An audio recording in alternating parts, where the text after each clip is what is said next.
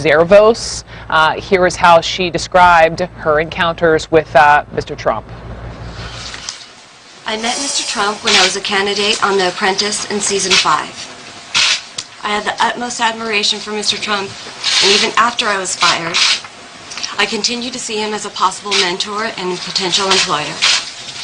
In 2007, I was going to be in New York for a social obligation. I contacted Mr. Trump's office to see if he was available for lunch. I was informed that he could not have lunch, but that he would like to meet me with him in his office. When I arrived, he kissed me on the lips. I was surprised, but felt that perhaps it was just his form of greeting. We sat and spoke. He was extremely complimentary. He said that he was impressed with how I handled myself on The Apprentice. He said that he had never met anyone with my combination of being smart, attractive, and with the largest set of balls as I had. He said that he would love to have me work for him.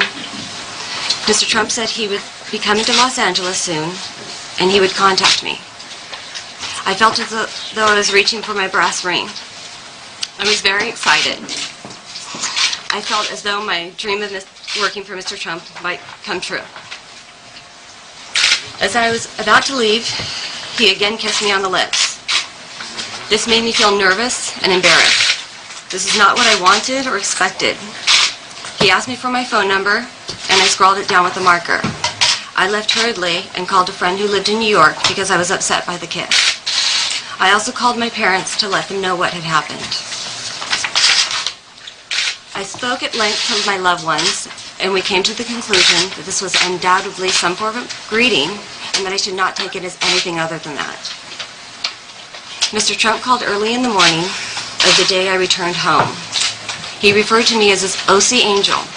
He wanted to know who was with me at that hour.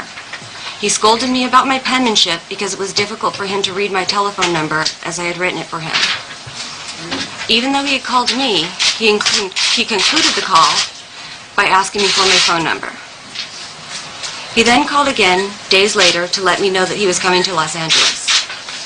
He again called me after he had just landed in Los Angeles. He asked me to meet him that evening at the Beverly Hills Hotel and asked me where I would like to have dinner. When I arrived, his security guard greeted me at the hotel. He walked with me to greet Mr. Trump. I assumed we were going to a restaurant in the hotel. Instead, I was taken to a bungalow. The security guard opened the door, and I went in. I was standing in the entryway. To my left was a bedroom, and I saw Mr. Trump's clothes on the bed.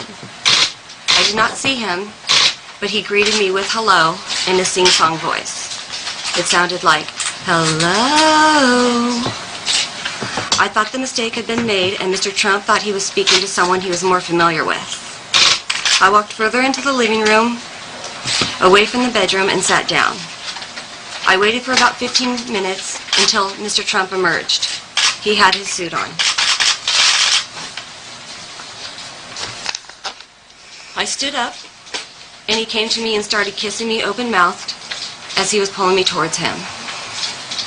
I walked away and I sat down in a chair. He was on a love seat across from me, and I made an attempt at conversation. He then asked me to sit next to him. I complied. He then grabbed my shoulder and began kissing me again very aggressively and placed his hand on my breast. I pulled back and walked to another part of the room. He then walked up, grabbed my hand, and walked me into the bedroom. I walked out. He then turned me around and said, let's lay down and watch some telly. He put me in an embrace, and I tried to push him away. I pushed his chest to put space between us, and I said, come on, man, get real. He repeated my words back to me, get real, as he began thrusting his genitals. He tried to kiss me again, with my hand still on his chest, and I said, dude, you're tripping right now. Attempting to make it clear, I was not interested. He said, what do you want? And I said, I came to have dinner. He said, okay, we'll have dinner. He paced around the room. He acted like he was a bit angry. He pointed out that someone had delivered a fruit basket. I felt that it was to show me how important he was. As we were waiting for dinner, I sat across the room for him as far away as possible. He started saying that he did not think I had ever known love or had ever been in love. I did not want to discuss my personal life with him. Then just before dinner arrived, he transformed into being all about business and began questioning me as though I was on a job interview. Dinner was delivered to the bungalow. When dinner arrived, he asked me to wait in a small room. All right, so that is the first time. That is the first time we have all heard this account from this former Apprentice contestant, Paul Verkaman. Let me go to you. You were in the room for the news conference. I know that you're on the phone. Allred, her attorney, says that she has corroborating evidence to back up the claims we just heard. Did she show that?